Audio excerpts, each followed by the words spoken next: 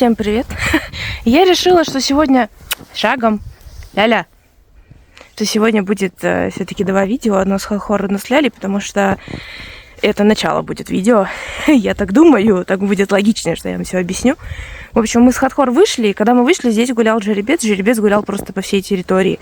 И когда мы вышли на плац, жеребец весь такой, типа, интересовался, все ему было нужно. А у меня вот там вот у стенки стоял штатив с стабилизатором, который я хотела зафиксировать. Ну, типа, чтобы камера за нами следила. Вот, и, разумеется, я туда с Хатхор подходить не стала, потому что прямо около этой ограды тусил жеребец. И я такая, ну, походим пока с Хатхор, поделаем то, что она уже умеет. Потом жеребца завели, я поставила камеру, я все включила, а Хатхор начала нервничать, что она осталась одна. Поэтому какие-то там уступки поотрабатывать у меня не получилось. Ну, то есть я пытаюсь, она нервная, она либо не слышит меня, но я ее не видела лицо, я так это точно не понимаю.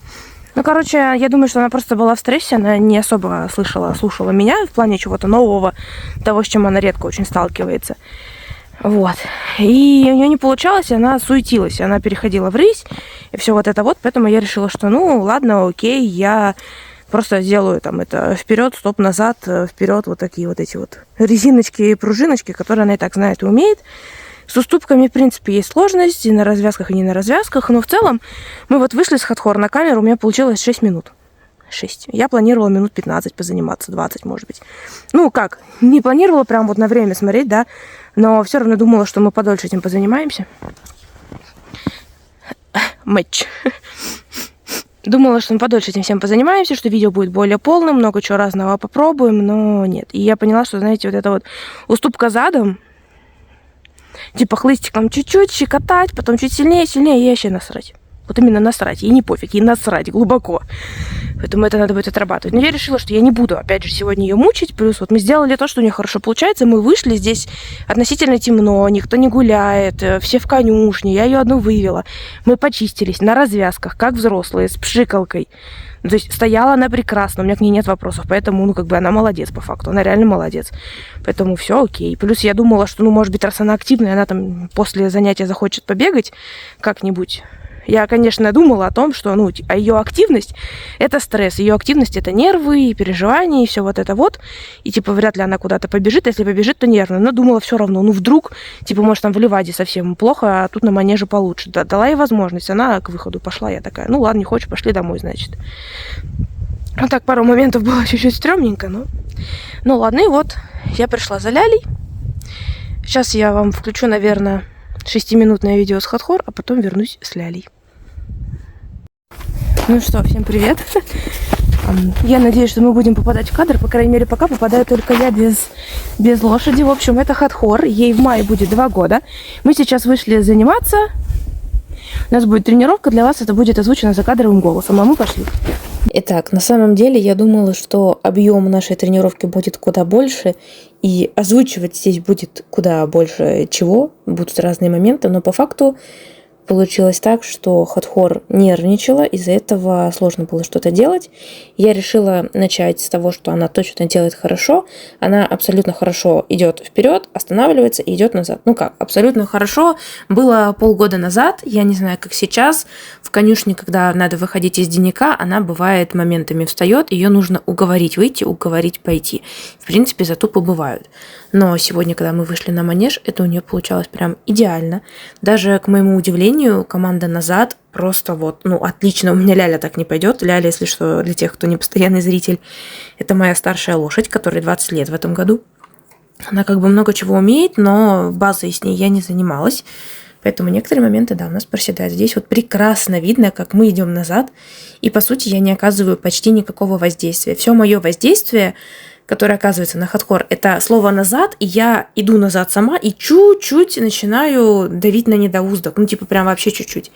Здесь я хотела попробовать поучить с ней уступки, потому что в пределах конюшни с этим есть некие сложности.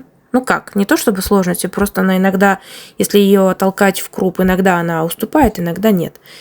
В прошлый раз, когда мы выходили, это у нее тоже не очень получалось, но она была спокойна, я это пробовала и пробовала. Здесь я понимаю, что я пробую это мягко, реакции вообще нет никакой совсем. Здесь я перевернула хлыст, пробую пожестче, реакция сначала есть, а потом вот, видите, такие какие-то нервные скачки. Я попыталась, я попробовала. У меня на самом деле в планах было еще махать хлыстиком с разных сторон, над головой, у головы по-всякому по-разному. Ее трогать, что-то делать как-то. Ну, не провоцировать, конечно, но некоторые такие стресс-факторы ей представлять, чтобы смотреть, как она реагирует. Если что, я знаю, что к хлысту у нее, в принципе, нет вопросов, что она его, ну, как бы и не боится, но и не уважает. Но как бы я знаю, что все нормально будет. Здесь я все еще пытаюсь сделать какую-то уступку. В тот раз у меня с шеей получалось хорошо, с крупом нет, поэтому, ну, с передом хорошо, с задом нет. Поэтому здесь я пробую сделать, ну, попросить ее уступку задом, попросить ее уступку передом. Потом я в какой-то момент все-таки поняла, что нет, это не вариант, и у меня не получится. И я предлагаю ей пройтись. Вот видите, вот мы прошлись. Я не просила у нее рысь, как бы это она сама. Поэтому я не стала ничего сложного ей давать, учитывая, что до того, как мы вышли заниматься, она со мной абсолютно без проблем, абсолютно без вопросов вышла из денника, прям вот как взрослая лошадь, просто я ее подошла, пристегнула уверенно, и мы с ней вышли. Опять же, для тех, кто не знает, это уже для Хатхор достаточно такое, ну, показательный момент, что она просто взяла, вышла, не испугалась, не ступила, ничего. Мы с ней пристегнулись на развязке, по-взрослому. Стояли, чистились как взрослые, пшикались, стояли как взрослые, все было отлично, все было идеально. Я ее чистила Magic Brush'ом и с меткой. И когда я Magic Brush с меткой чистила, ей был очень страшен этот звук. Она дернула голову наверх, но потом как бы все нормально. И стояла очень хорошо. Потом мы с ней вышли на манеж, на улицу очень хорошо. Мы открыли двери, мы вышли на манеж. Там был жеребец. Она себя вела хорошо, она меня слушала. Но все то, что было до этого, да, это момент, где, в принципе, ну, конкретно для Хатхор это уже тоже можно считать тренировкой, потому что это происходит редко. И на развязках чистится она, по-моему, второй раз, прям вот чтобы, ну, может быть, третий раз, да, там, четвертый, я не знаю, чтобы полноценно. Ну, скорее, где-то второй, третий. Чтобы пристегнутой быть с двух сторон, и чтобы я просто стою ее чистила, это второй раз. То, что до этого, это, знаете, одна развязка пристегнутая, другую держит человек. Либо человек там стоит типа на развязках, но суммарно всего. Именно в проходе она чистилась, ну, раз 5 максимум. Прям вот максимум, она у меня почти год. А полноценно на развязках, как взрослая, пристегнутая сбоку, второй раз было.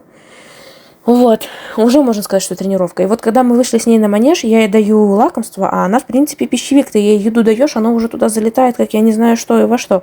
Я даю ей лакомство, она его берет, но не жует. Она уже на стрессе была. А потом уже жеребец ушел, стресса стало еще больше, и поэтому вот она немножко выключилась. Я решила, что ну окей, будем, значит, с ней делать то, что у нее получается хорошо. Будем делать то, в чем ей не нужно напрягаться, то, что ее не будет раздражать и бесить. Просто походили, поделали остановки как раз-таки и пошагали назад. Постояли, подумали, подышали. Мне было здесь важно то, что она спокойна, она меня слушает, она делает то, что мне нужно, и что ей это не тяжело. Конкретно сегодня я поняла, что учить ее ничему не буду. Просто она вот вышла из конюшни одна. Все дома. Все что-то делают. На улице нет никого. С улицы увели последнего коня. Она одна. И она молодец. Она все равно со мной, она все равно меня слышит. Вот мне это важно, чтобы она не вырывалась никуда, чтобы ничего... Смешная такая, она как голубь какой-то, как птенец. В общем, я думаю, что вы поняли, чего я хотела. Да, я планировала, что мы позанимаемся, что мы чему-то поучимся. Но в конечном итоге лучше я с ней вот пройдусь вот так вот спокойненько, чем мы с ней будем обе нервничать, за что-то драться, я буду чего-то добиваться, она будет настаивать на своем или переживать еще больше. К чему нам эти нервы? Мы, в конце концов, никуда не торопимся, ни к чему не спешим, поэтому сегодня вот так. В следующие разы, да, у нас, конечно, будет что-то другое, более объемное. В общем, сегодня все получилось супер-супер коротко. С нами был жеребец. Жеребец ушел, она начала чуть нервничать, поэтому уступки мы не делали. Я решила остановиться на том, что у нее хорошо получается. Так, у нас уже темно. Фронтальная камера, конечно, все высветляет, но по факту у нас темно. Сейчас, ладно, я вам высветлю Лялю чуть-чуть, чтобы было посимпатичнее немножко хотя бы. В общем, Ляля, в принципе, вот так вот, если смотреть, да, она, кстати, побритая. Кто в Телеграме не подписан, вот, да, Ляля побритая. В принципе, выглядит по телу не так плохо, как я себе ее из денника представляла и видела. целом, ну, как бы, да, понятно, шеи нет, холки нет, в принципе, мышц по верхней линии нет, но она значительно круглее, чем мне казалось. Хотя, ну, как бы я видела, я ее смотрела на дневнике, видимо, там после какого-нибудь ветра, не ветра, она криво очень стояла. Динозавр длина шеи, лялечка. То, что на пузе, кстати, после бетадина проходит. Реально проходит. Еще она себе оторвала карабин подножного, межножного ремня на попоне. Но это зимняя попона. Я надеюсь, что все-таки у нас сейчас будет теплеть, и зимняя попона уже будет не нужна. Хотя, на самом деле, с одной стороны, я не знаю, зачем конюх ее так кутает. Потому что можно было бы уже смело в дождевой ее оставлять. Ну, там, типа, -1, -2. Но, учитывая, что здесь были такие ветра, а дождевая попона у нас без шеи, так что пусть лучше так будет. Ляля. А по плану на лялю нас уже мы привезли. Там вот в углу стоят вот оранжевые. Оранжевые — это самодельные кавалетти. Будем с лялей на них работать. В принципе, летом с хатхор планирую на них работать. Но с хатхор начать планирую с обычных деревянных жердей. Потому что у нас там жерди — это трубы, как бы, ну, мало ли что. Плюс звук будет громкий, резкий. Катаются они слишком легко. Деревяшка все-таки привычнее. И она деревяшки тут уже перебегала по манежу. Вот. С лялей будем качаться. Я буду параллельно худеть. И, глядишь, летом я начну, может быть, начну. Пару раз, может быть, сяду верхом. Лучше вот так, наверное, сказать. И у Ляли по еде сейчас я не меняю особо рацион, ничего такого не делаю. Она кушает конюшенный корма, как кушала. Но я рассматриваю вероятность того, что после лета, может быть, она перейдет на те же корма, что и хатхор. Я в больших раздумьях, потому что все-таки вот это вот быть в подвешенном состоянии из-за доставок и транспортных компаний, которые надо ездить в город. Окей, понятно, что там 40 минут в одну сторону, в принципе, ну, не так уж и проблемно, но, блин, это не так удобно, как когда ты вообще ни о чем не паришься, и у тебя лошадь ест и ест. И то тех мешков, количество, которое хватает хатхор, на них двоих будет уходить, ну, значительно быстрее, тем более, что хатхор тоже норма постепенно увеличивается. Но в любом случае в зиму Ляля все равно будет что-то дополнительно кушать. Я думаю, что все-таки с ее возрастом и с тем, что ей тяжело держать тело, надо это дополнительно все поддерживать. А у нас корм на конюшне не факт, что прям хорошо сбалансирован для поддержки мышц и вот этого вот всего. Ну, плюс в любом случае любой корм все равно нужно балансировать, так или иначе. Поэтому да. Поэтому по плану сейчас доесть запасы бинату, которые у нас остались. И потом, поскольку хатхор кушает русское сено, Ляля я, скорее всего, на период лета буду заказывать мюсли от русского сена, чтобы она жевала. Выживать это полезно, вырабатывается слюна, которая, как вы все знаете, у лошадей желудочный сок, вот эта кислота, вырабатывается постоянно вне зависимости от еды. И только слюна, так скажем, помогает эту всю кислоту как-то погасить. А слюна вырабатывается во время еды, поэтому я хочу, чтобы это были мюсли. Все-таки больше, наверное. Сейчас я слежу за уровнем ее обезвоженности, и она мне не очень нравится, поэтому я ей Tasty Mash развожу прям в водичку шагом. Ну, Ляля мне будет неудобно. Ну, ладно. Tasty Mash, короче, развожу прям до состояния воды, ну, точнее, как. Я не знаю, там какое соотношение, там, в общем, одна вода, потому что мне она не очень нравится. А летом, я думаю, что можно будет спокойно мюсли, но если нет, значит, я уже присмотрела, будет Mash протеиновый коктейль. Давать его буду только я, только в моменты тренировок. То есть это не полноценная будет добавка к рациону, это будет вкусняшка, которую я буду использовать после занятий. Вот. В общем-то, на этом все. Это я хочу вам сказать, что это вот спокойная лошадь сегодня. Сейчас я вам чуть-чуть ее как-нибудь, как бы ее высветлить-то. О. Спокойная лошадь. Мы бежали рысью в другую сторону. У нас не было тормозов. Я ее взяла покороче. Она остановилась. Я ее развернула. А она как скаканула на короткой. И ну, я ее отпустила. То есть, как бы я ей не говорила бежать. Ничего не говорила. Просто ее отпустила. Типа, ну, если хочешь, то лучше вот пускай у тебя будет вся корда, нежели какие-то там попытки куда-то дать дёру или еще что-то. Поэтому раз есть настроение, что, пускай бегает. В принципе, тоже вот один из моих подходов. Хочет бегать, ну пускай бегает. Лёсить. Пока что, плюс на сегодня, поскольку у нас снег, а у меня жерди это белые трубы. Кавалетти у нас нет. Кавалетти у нас, начиная с завтрашнего дня, вроде как должен быть плюс. Я надеюсь, что опять снег этот весь растает, и тогда начнется кавалетти. А пока, просто бегаем. Бегаем, пока бегается, без таймингов, без чего-то такого. Плюс я еще потом проверю ее спину, потому что она жаловалась на поясницу. Чуть-чуть на холку с двух сторон и на поясницу с левой стороны. Поэтому посмотрю как раз ее спину, что там и как. Пока просто моцион. Если, кстати, у вас есть какие-то вопросы насчет, я не знаю, закачки мышц, какого-то там тренинга, не тренинга, еще что-то, вы смело пишите, спрашивайте. Я с радостью на все отвечу. Я как бы не прям специалист, но кому-то, у кого знаний меньше, чем у меня, помочь могу. Вот. Так что обращайтесь, не стесняйтесь. Кстати, насчет накачки мышц. Пока она пускай там бегает как хочет. Что я буду с ней делать? Понятно, что есть важный аспект питания, да? Питание, подходящая амуниция, но поскольку Ляля не работает под седлом, вопрос с амуницией к ней не относится. Питание, да, играет очень важную роль. Качество сена, что, в принципе, лошадь ест, баланс этих микроэлементов, витамины, все эти вещества, минералы, бла-бла-бла, протеин, не протеин, это все, оно очень-очень важно. Но я не диетолог, я в это лезть не буду. Я не знаю, сколько там условно на Лялю должно быть протеина, да. Тем более, даже если бы я знала, что там, допустим, на Лялю нужно 20% протеина в рационе. И что, чтобы это дало Ляля, например, она работает, я не знаю, 1-2 раза в неделю, да, она гуляет весь день. А у вас будет лошадь другого совершенно возраста, которая работает 6 дней в неделю и не гуляет. Или гуляет постоянно, но еще и работает. Или там турнирная лошадь. Им всем нужно же все равно что-то разное. Поэтому про это я тоже говорить не буду. Я скажу, что планирую делать я. Я планирую вводить кавалетти, потому что кавалетти очень хорошо на это работают. Кавалетти также очень хорошо для проприорецепции, с чем у нее могут быть проблемы. Кавалетти также высота позволит на галопе, как небольшие такие прыжочки. Там высота вообще прям классная получилась, мне кажется, у нас. Надеюсь, в следующем видео уже все будет. Потом, значит, у нас работа в руках. Но работа в руках не в том плане, когда, знаете, это на оголовье, рядом там пиаф, и все нет. Работа в руках в том смысле, что я буду раскладывать жерди. Мы будем ходить так, чтобы жердь была между ног.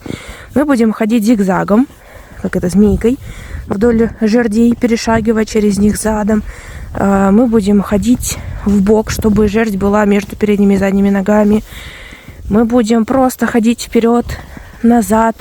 Мы будем также полезно, кстати, на корде, на шагу маленький круг делать, чтобы нога внутренняя, задняя, да, сильно заступала под корпус.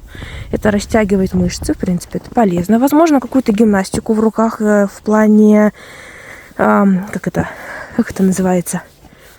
Короче, уже после работы, после какой-то, стоя на развязках, я буду брать ножки, куда-то их тянуть. Вот, что-нибудь такое. Возможно. Но не точно. Возможно, какая-то физиотерапия из того, что у меня имеется. У меня есть ролик Липко. В принципе, можно кровообращение улучшать и ускорять процесс выхода токсинов, вырабатываемых при накачке мышц. Скажем так. Также у меня есть керамический пад. Я, кстати, его, может быть, сейчас откопаю, надену, пока она будет кушать мюсли, а я убирать. Вот. Плюс еще есть эта лазерная нагавка. Будем использовать это. Плюс, возможно, мои руки, но, честно, вряд ли. Скорее просто что-то накинуть, чтобы прогревало. Вот это, наверное, да. И кавалетти. Мои любимые кавалетти. Капец, как быстро темнеет. Глазами, знаете, не так быстро. Я сейчас камеру включила для вас и поняла, что предыдущий кадр был совершенно другим.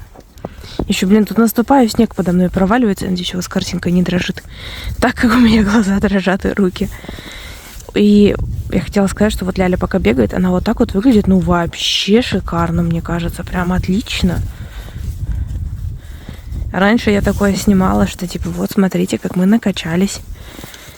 А сейчас я снимаю, что, она так хорошо перешла в весну. Даже долго, смотрите, мы идем, и только сейчас начинает появляться этот провал за холкой. Буквально на несколько шагов, и потом хоп, и его снова не видно. Да, это чудо-лошадь у нас тут под снегом. Либо снег, потому что ногами я тут натоптала. Ладно, вам не видно, где я натоптала. То, что ты под ногами делаешь, оно, видимо, все-таки влажное и становится скользким. Возможно, где-то под снегом есть лед, и Ляля может я не знаю, 5 кругов пробежать вообще нормально, 6-й круг точно на таком же месте взять и подскользнуться. Ну, типа, чуть-чуть, но так. Это все равно всегда стрёмно. И потом она бегала прям аккуратно-аккуратно в какой-то момент. И насчет накачки мышц я вроде бы не сказала. Я еще думаю, точно не решила. Раньше я всегда добавляла рисовое масло рисовых отрубей в рацион, потому что там много гамма-аризанола. Короче, чего-то там, каких-то там аминокислот и всего-всего, что очень хорошо помогает строить мышцы и все вот это вот. И я, как бы, с одной стороны, мне очень хочется... О, надо, кстати, не забыть сейчас масло налить, а то у них закончилось, надо подлить. Воронку привезла, потому что в своей Нарнии, не нашла ту, которая была. Привезла новую. Надо налить им масло, кондиционер еще перелить. В идеале, конечно, ладно, найти ту воронку, чтобы одна была для масла, а другая была для этого, для кондиционера. Ну, посмотрим. В общем, сейчас я в раздумьях, добавлять или не добавлять, потому что мне кажется, что у нее и так достаточно хороший результат, учитывая, что, я не знаю. В дневнике она выглядела ужасно. Сейчас она выглядит, как будто я уже там пару месяцев стабильно с ней там несколько раз в неделю занимаюсь. Хотя по факту, это 2-я корда, 3-я, может быть, за этот год. А она прям, мне кажется, очень хорошо выглядит. Ну, посмотрите. Ребер нет. Сейчас еще как будто после того, как мы побегали, пузо подтянулось. Я не знаю, попа не такая пустая. Она когда бегает, попа вообще круглая, классная. Как бы вот где-то с уровня ее груди, наверное, она. Вот так это с моих глаз выглядит. Ну, как бы хорошо выглядит. Вот. Поэтому, может быть, я не буду добавлять рисовое масло, потому что у меня есть баночки. У меня еще 2 пустые мерных баночки удобные. Ну, типа, они с Хатхор вместе льняное едят. Ну, пускай едят, наверное. В конце концов, если захочется, всегда можно купить это рисовое масло. Но я его всем советую. Обычно, если что-то нужно. Вот. Сейчас последние разы я Ляле чуть что давала Хатхорину еду, потому что там хорошо протеина содержится. Но в этот раз я ей не буду. Я ей дам пробники Бинату, мюсли у меня оставались, потому что нам нужно их доедать. Просто потому что. А когда мы их доедим, если не сейчас. Вот, поэтому мы сейчас шагаем. Побегали не так много. Но сейчас мы отшагаемся и пойдем кушать перед ужином. Ужин перед ужином. Потому что если мы еще задержимся, то уже получится совсем поздно. И уже тогда ей проще будет ждать ужина, чем еду от меня. Я и так каждый раз переживаю, что очень поздно даю еду. Что мало времени. Но нормально. Ляля не Хатхор. Хатхор я вообще не даю лишней еды, потому что у нее все рассчитано. Я не хочу ей даже чуть-чуть передавать, учитывая, что я использую вкусняшки. Да, поэтому вот. Так, Ляля уже кушает.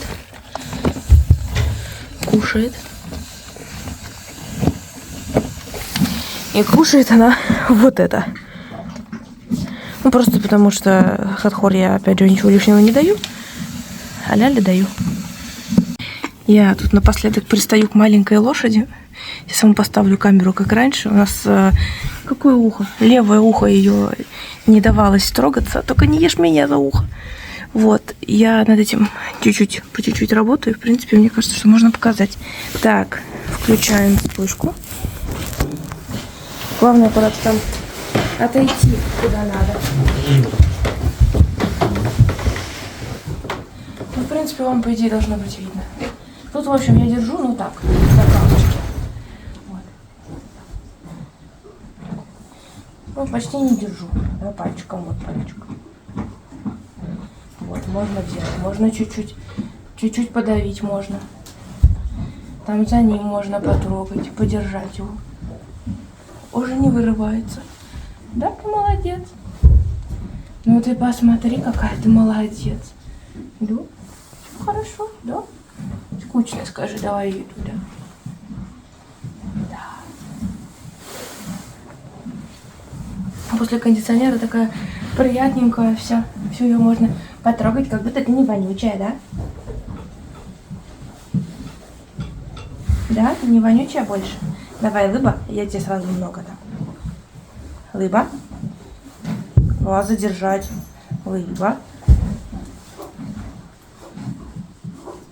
Ну ладно. И на том ты молодец, сегодня большая.